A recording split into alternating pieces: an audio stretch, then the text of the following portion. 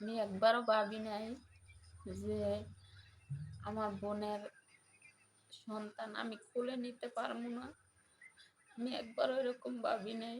তো আল্লাহ আমার ভাগ্য রাখে নাই, এই জন্য আমি পারি নাই কোলে নিতে।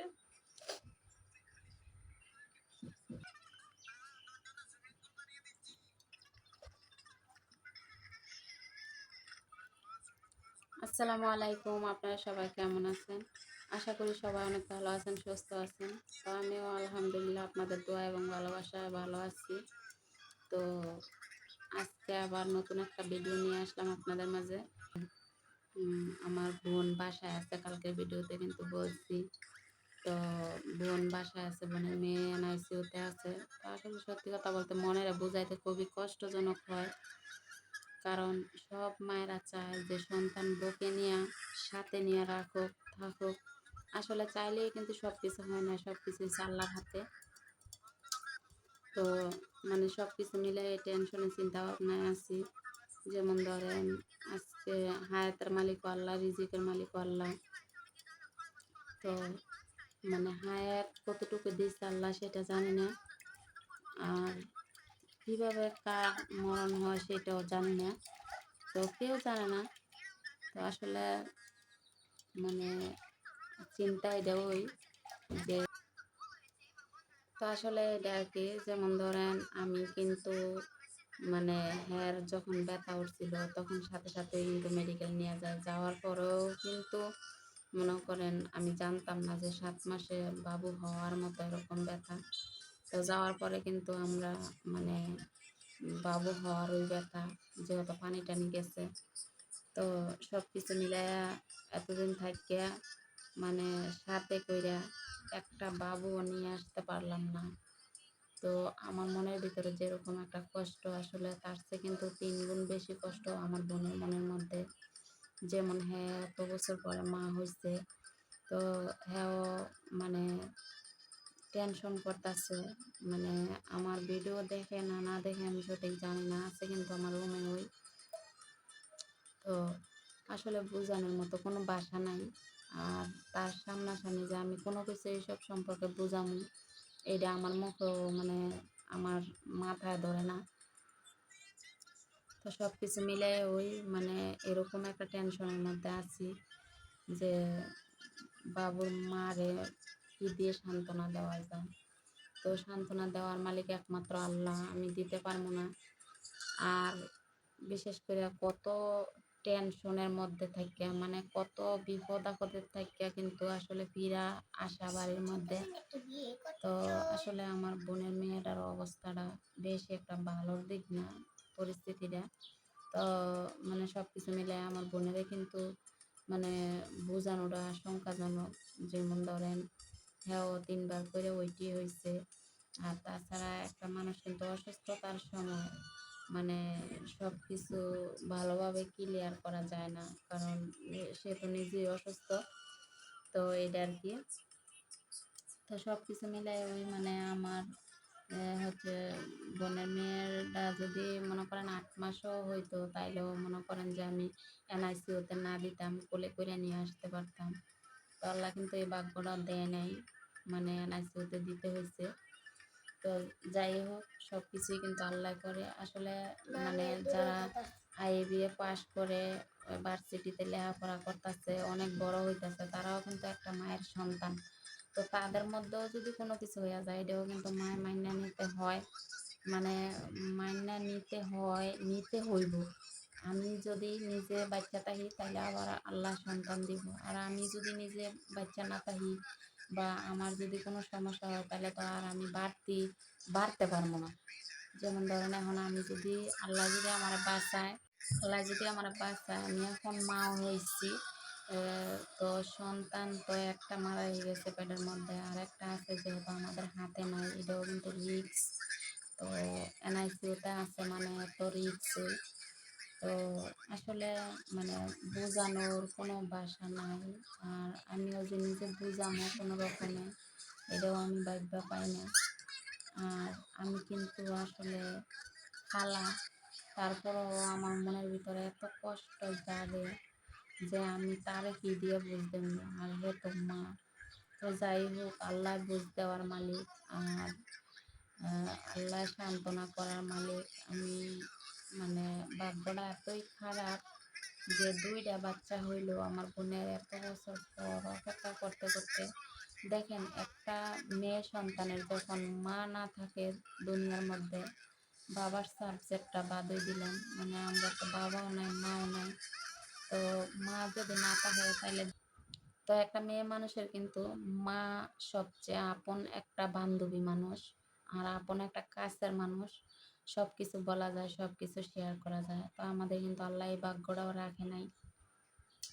তো যাই হোক, তো আমার হচ্ছে মানে আমি ভাবছিলাম যেহেতু আল্লাহ 9টা বছর পর, তো 9টা 10টা বছর পর অপেক্ষা করার পর আল্লাহ যেহেতু সন্তান দিছে, তাইলে আমার বোনে মা বাপ ডাকতে পারবো, বা তার মাঝে একটা শান্তি থাকবো, ভালো থাকবো।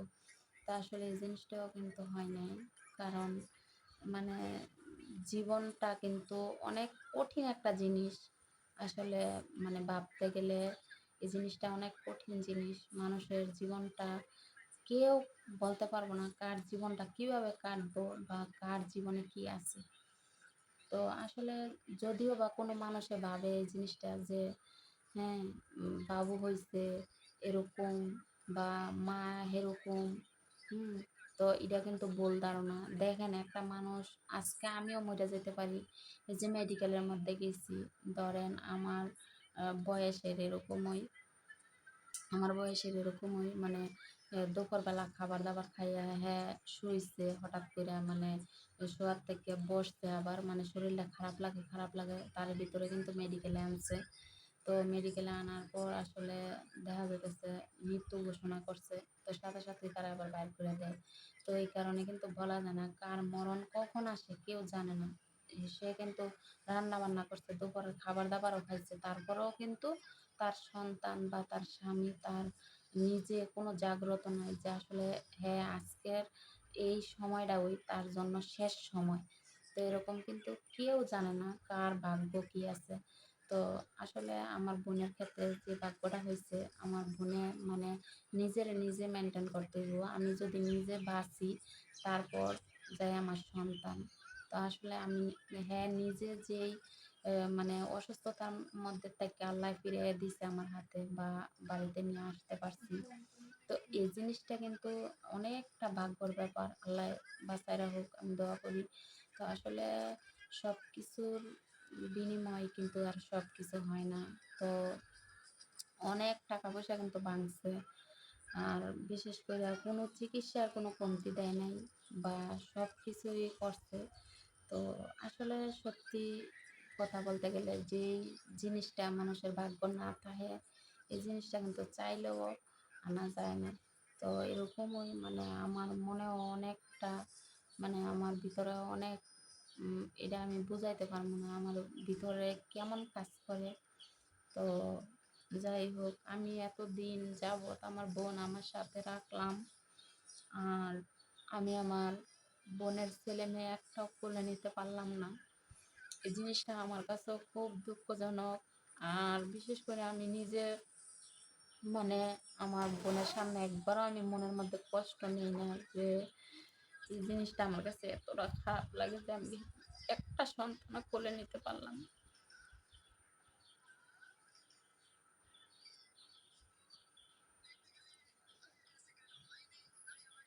তো আসলে মনের বোঝানো খুবই কষ্ট। আর আমি কিন্তু মানে এত সহজে কোনো জিনিস আমি ভাঙ্গা করি না, আর কারো সামনে আমার মনের কষ্টটা আমি প্রকাশ করি না। কারণ হ্যাঁ নিজেও কষ্ট পাইতেছে, আবার আমি এই কষ্টটা যদি প্রকাশ করতে যাই আরো বেশি কষ্ট পাইব। তো যাই হোক, আমি চাই যে আমার বোনের যদি বাচ্চা থাকে, আল্লাহ যে আমার বোনেরা আবার সন্তান দান করে, দোয়া করি। আর আপনারা সবাই দোয়া করবেন, কারণ একটা মেয়ে মানুষ বিয়ার পর মা হইতে চায় সবাই। তো সন্তান এমন একটা জিনিস, আল্লাহ না দিলে কারো হাতে বানানো কোনো মানে সিস্টেম থাকে না। তো এইটাই সবাই দোয়া করবেন আমার বোনের যে আল্লাহ হাসি মুখে রাখে বা হ্যাঁ ভালো থাকতে পারে।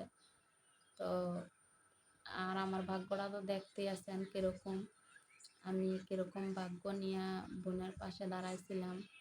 তো আমি জানতাম না আমার এমন পোড়া কপাল, আমি আমার বোনের দুইটা সন্তানের তো একটা সন্তান আমি বুকে জড়ায় কোলে নিতে পারি নাই। তো আসলে এই জিনিসটা খুবই কষ্ট লাগার জিনিস, আর এটা মান্য নেওয়া অনেক কঠিন ব্যাপার স্যাপার।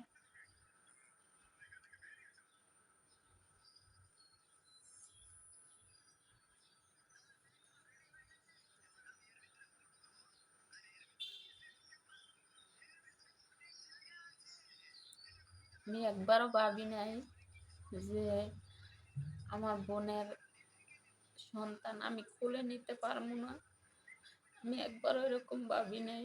তো আল্লাহ আমার ভাগ্য রাখে নাই, এই জন্য আমি পারি নাই কোলে নিতে।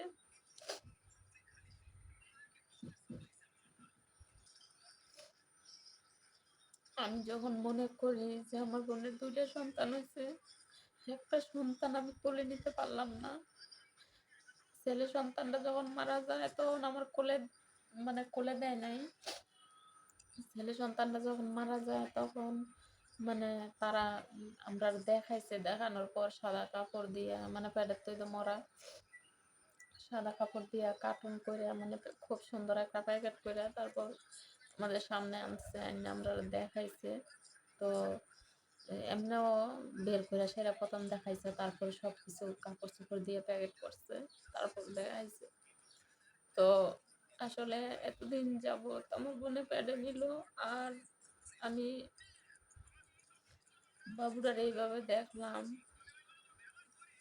তো সব মায়ের জাতিরা কিন্তু সন্তান সুস্থ সবল চায়, বা উম, যখন বাচ্চা হয় তখন মা খালা সবাই চায় কোলে নিতে, কেউ চায় না যে কারো জীবনে এরকম ঘটুক। তো আসলে আমি একবারও ভাবি নাই যে ভাগ্যটা এরকম হইব, আমি একবারও ভাবি নাই। তো আল্লাহ যদি এরকম ভাগ্য করে, মানুষ কিন্তু বদলাইতে পারবো না। তো যাই হোক, আমার বোনের যখন মেয়ে সন্তানরা বের করছে তখন আমরা দেখাইছে, দেখাইছে। তো দেখানোর পর নিয়ে এনআইসিউর লোক গেটের মধ্যে দাঁড়ানো ছিল, বের করছে, আমরা দেখায় সাথে সাথে মানে এনআইসিউতে দিয়ে দিছে। তো আসলে যেহেতু আমাদের হাতে নাই, মানে আমি এই জিনিসটাও যেহেতু আমাদের হাতে নাই, আমার বোনের মেয়ের চেহারাটা মাশাআল্লাহ একদম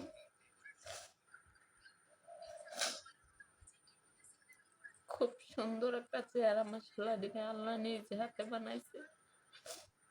আর নাক মুখটা খুব খাড়া খাড়া, অনেক সুন্দর, হাত পা আঙ্গুল খুব লম্বা লম্বা।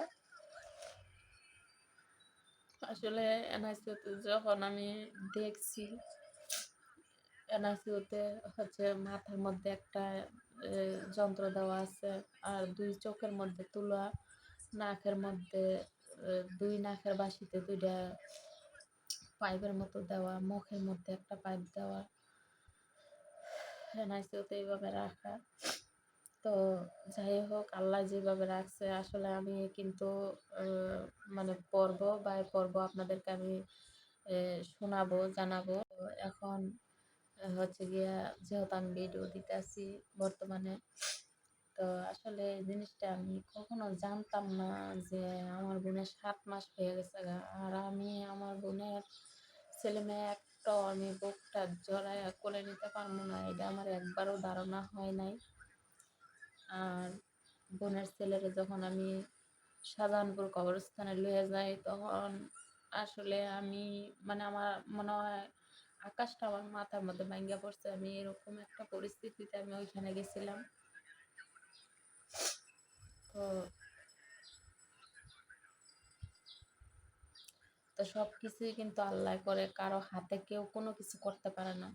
কারণ একটা মা 10 মাস 10 দিন সন্তান পেড়ে নেয়, চায় হ্যাঁ মানে সন্তান তার কোলে নিতে, ভাগ্য যদি না থাকে তাহলে কিন্তু কেউ পারে না। এই যে একবার বললাম না যে ভার্সিটিতে লেখাপড়া করে, IBA পাস করে, এমন ছেলে সন্তানও আছে স্ট্রোক করে মারা যায়, গাড়ি অ্যাক্সিডেন্ট করে মারা যায়। তো এরকম আল্লাহ না করুক, সবাই আল্লাহ হায়াতে বাঁচার হোক, বাঁচাতে হোক দোয়া করি। যদি এরকম হয়ে যায় তাহলে তো মারা মাইনা নিতে হয়, বুঝাইতে হয়। তো সব কিছুই কিন্তু আল্লাহর ইচ্ছা। তো আমার বোনও যে মাইনা বুঝে চলতে পারে, এটা আর কি। আপনারা সবাই দোয়া করবেন। আর মানে আমি প্রতিদিনের আপডেটটা আপনাদেরকে অবশ্যই আমি জানাবো, কোন পরিস্থিতিতে আছি, কোন পরিস্থিতিতে আছে। আসলে আমি আমার আমার বোনের মেয়ের ছবি আমি দিতে চাই না। আর ছবি উড়ানো আমার মোবাইল দিয়ে সম্ভব হয় নাই, কারণ আমি দৌড়াদৌড়ির মধ্যে ছিলাম। আমার মুখটা একটু দেখাইছে, এনআইসিউর লোকেরা আবার সাথে সাথে নিয়ে গেছে। আর এনআইসিউতে গেলে বাবুরে দেখতে গ্রাউন্ড ডেস্ক করে যাওয়া লাগে বিশেষ করে। আর একজনে ঢোকা যায়, মোবাইল, টাকার ব্যাগ সব কিছু বাইরে রেখে যাইতে হয়, মোবাইল নিয়ে যাওয়া যায় না। তো ছবি তোলা আমার পক্ষে সম্ভব ছিল না। যে কোনো পর্যায়ে আমার বোনে একটা ছবি উঠে রাখে বোনের মোবাইলে, মানে আমার ছোটোটা আর কি, মরিয়মের মোবাইলে। তো এটাই। তো ঠিক আছে, আজকের মতো ভিডিও এই পর্যন্ত। সবাই ভালো থাকবেন আর সবাই আমার বোনের জন্য, আমার জন্য দোয়া করবেন, যেন সব কিছু কষ্ট মনের মধ্যে থেকে মানে ধীরে ধীরে সরায় যে ভালোর দিকে যাইতে পারি। তো আল্লাহ হাফেজ।